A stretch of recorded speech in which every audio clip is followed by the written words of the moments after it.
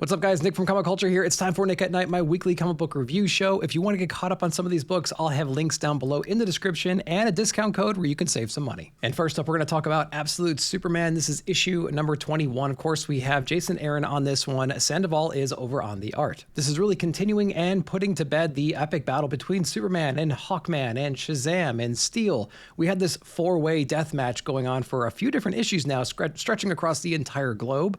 There has been some amazing moments through there. It really feels connected to the overall universe. We have other characters in the Absolute world who are witnessing what is going on. The scale, the scope, the magnitude of this battle was really impressive, and the artwork was totally on point the entire time. I really love this Shazam character. I love the arc that we put him on. I really like the way that he was created, some of the mythology and the lore, just the story behind the character and his motivation in current times too. Like, he's trying to take over everything and trying to knock down all the false gods around him. Of course, Superman's trying to grow into his own. He's trying to ignore the bad advice from Hawkman. Now we have the Steel character being thrown into the mix. So there's a lot of interesting dynamics between the characters in the last few issues. It really does boil down to Superman versus Shazam in this one. So we take it not only from around the world, but we take it into space as well, over to the moon and beyond. It was really kind of crazy to see where this story ended up. For now, we're going to put Shazam on the shelf. We can always come back to that character later on, and he's going to have some other allies with him when he does return. I'm kind of scared and excited at the same time as to where this story is going to go from here, starting with issue number 22. I've really enjoyed the last couple of arcs that we've gotten from the series.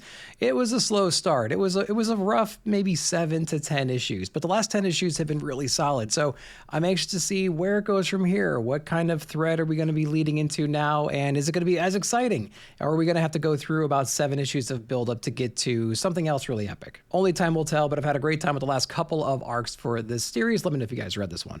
Next up is Absolute Wonder Woman issue number 22. Of course, we have Kelly Thompson on this one, and we have Snook still on the art. There's two main threads going on inside of this issue. We have Barbara trying to combat the cheetah persona, whatever it might be, that's infiltrating her mind while she's in captivity right now. It's trying to convince her to merge, right? It's like a vampire or something like that. It needs to be invited into Barbara to really take over and imbue her with the power that she thinks Diana might be interested in. So, of course, this avatar is playing to Barbara's weaknesses and making her realize that she's never going to reach her full potential if she doesn't merge with this being. And so we get to see the outcome of that. Of course, now we have something else to worry about once Diana gets out of the underworld. Speaking of the underworld, we have Diana searching still for Cersei. Somebody has kidnapped her, and we're going through god after god trying to figure out who it might be. We do get an answer to that question in this issue, and of course an epic battle at the same time. And there's lots of cool blood magic and things like that on display here too. I really wish we had maybe just a different artist on this particular issue, because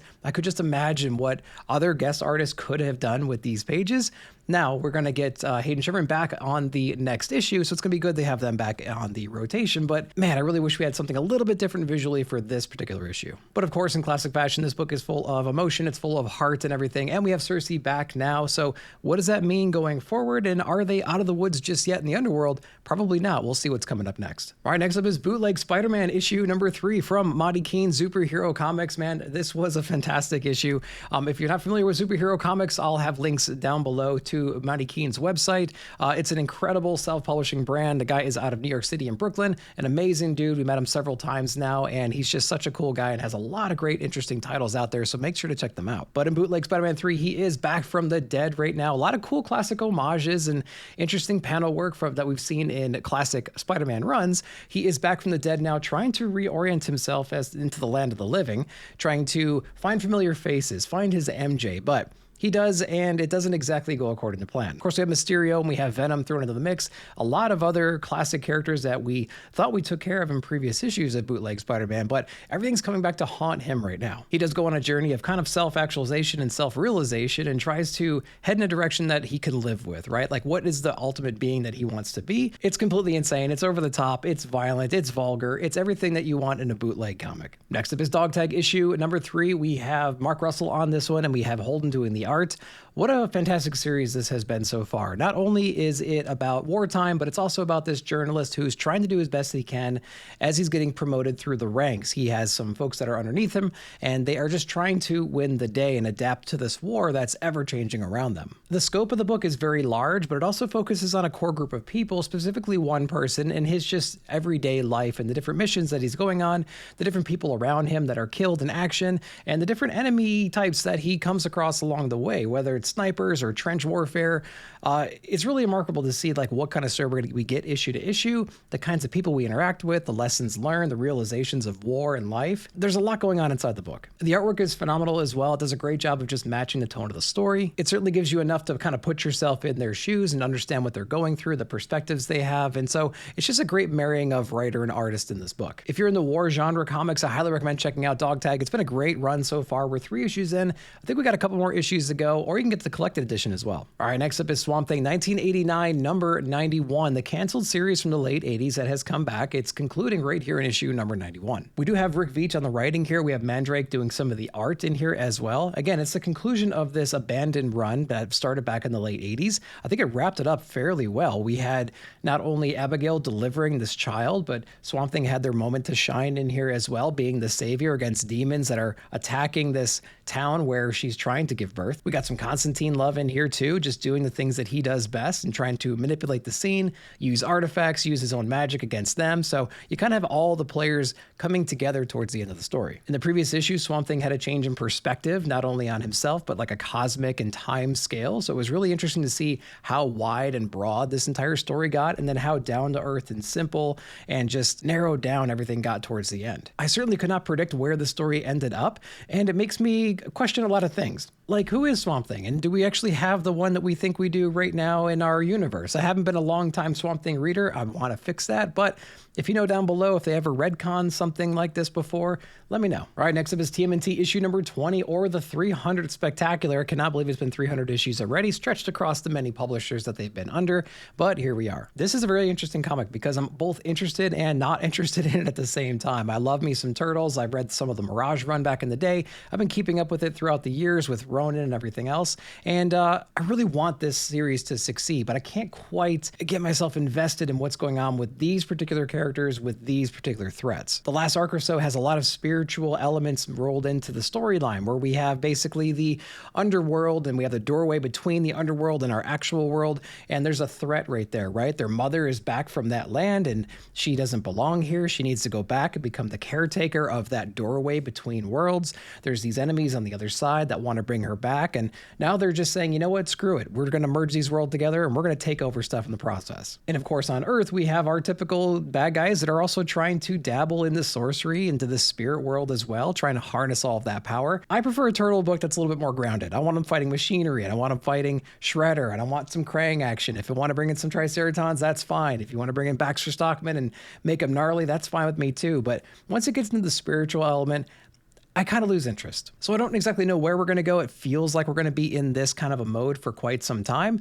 Maybe it'll be a book that I'm kind of touching in and out of just to see where it goes. And maybe it becomes more grounded over time. Not entirely sure. But honestly, I'll probably be along for the ride either way. Next up is the big book of the week. We have Terminal issue number 1, Image Comics. Robert Kirkman on this one, Joe Casey on the writing as well. This one's by Andy Kubert doing the interior artwork. There are so many great co-founders and co-creators on this story, and we got issue number 1 right here. I did get a blind bag. I got issue number 2 in that blind bag. I think there was issue 2, 7, and 10 is what I'm hearing, which is incredible to hear that they have an issue number 10 in an issue number 1 blind bag. They have the 1 in 100 Frank Miller and a bunch of other variants. Let me know what you guys got if you got one of the blind bags. Now, what about the story? I think it certainly feels like a Spawn type of a universe. There's certainly elements of X-Men thrown in there. There's the carefreeness of the disposable characters of like a Game of Thrones inside the story. There was a really great just bait and switch, or maybe not bait and switch, but it's like an ending to issue number 1 you could never have seen coming because of the perspective of the entire issue. The basic story is there is an X-Men type team who is hidden away. There is this real ancient, old, alien, whatever it might be, power source that unlocks people's abilities. Now, the point of view of this particular issue is of a woman trying to find her long-lost sister. She's been gone for quite some time. She's hiring a bunch of these people to scour the internet for her presence. She does find who she is, and she brings her in and basically tells her about the real world and unlocking her own power. There's a bunch of different weird villains, and there's a bunch of interesting heroes, and everybody has their own unique, gnarly power sets. But again, it kind of feels like a Spawn kind of a vibe. It's gritty, it's dark, it's unforgiving. But again, it's one of those books where I just did not see the ending coming, and I was shocked when I read it the first time a couple of months ago when we got the retailer exclusives, and then I was shocked again when I read it this week in preparation for this video.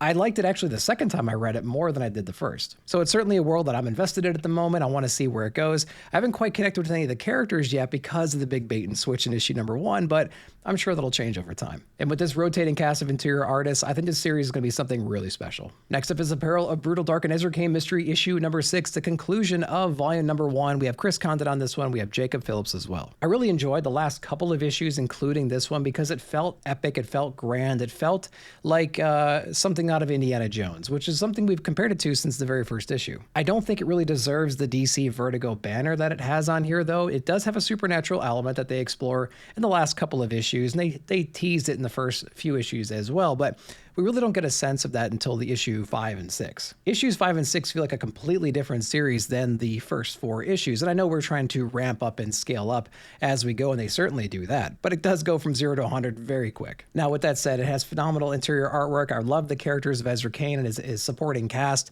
I like being in this world. It felt like it's lived in. I feel like I'm a person inside of the world, so I really enjoyed the series overall. I just don't think it needed that DC Vertigo banner, and I would like to see this as more of like an ongoing. I know they tease a volume number 2, which I'm really excited for. So it certainly has the opportunity to grow, change, and evolve, and maybe, change my perspective on that DC Vertigo banner. We'll see if it does. Next up is Usagi Yojimbo Kaito 84. This is issue number 5, the conclusion of this volume here. We have Zach Rosenberg and Jared Collum on this one. What a phenomenal series this has been, and I really enjoyed the ending of this one. The way that they blended like that 1984 aesthetic and style and generational characters with like the old spirits of their family members.